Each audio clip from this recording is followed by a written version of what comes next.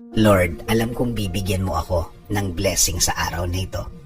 Panginoon, salamat sa bagong araw.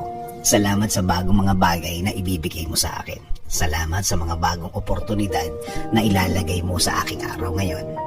I know this day will be better than yesterday. I declare blessings today. I declare provision.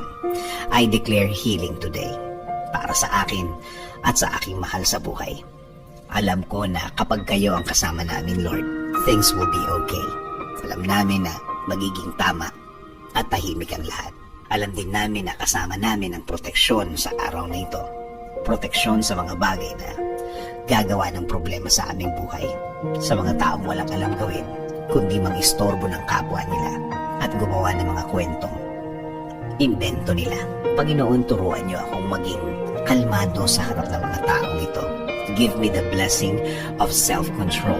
Panatilihin yung tahimik at relax ng aking puso at isip sa harap ng mga problemang ginawa ng mga taong ito.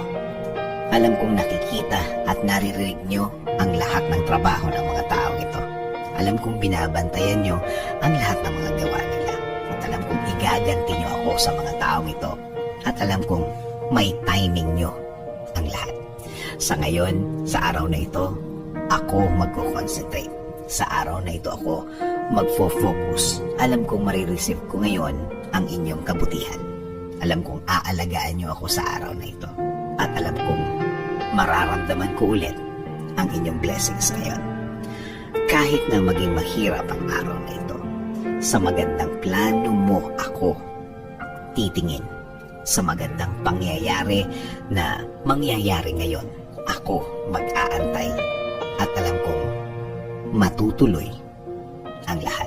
Alam ko, Lord, na kahit na ano ang sitwasyon, kahit na ano ang mangyari, matutuloy ang plano mo sa akin. Kahit na sino pa ang humarang, kahit sino pa ang kumontra, wala silang magagawa, wala silang pagkontrang maipaplano. Kaya, Lord, please continue leading my life. Ikaw na po ang magbigay ng direksyon sa aking buhay. Patuloy kong i-offer ang lahat ng parts ng aking buhay. Itinataas ko ang lahat ng aking plano, Lord. Ikaw na ang bahala sa akin at sa aking pamilya.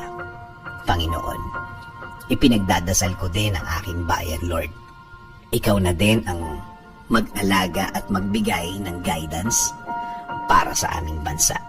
Ikaw na din ang magbigay ng wisdom para sa lahat ng aming leader sa bansa, para sila makapaglingkod ng tama sa lahat ng Pilipino. In Jesus' name we pray. Amen. Sabi nga sa Proverbs 10:22, the blessing of the Lord makes rich, and He adds no sorrow with it.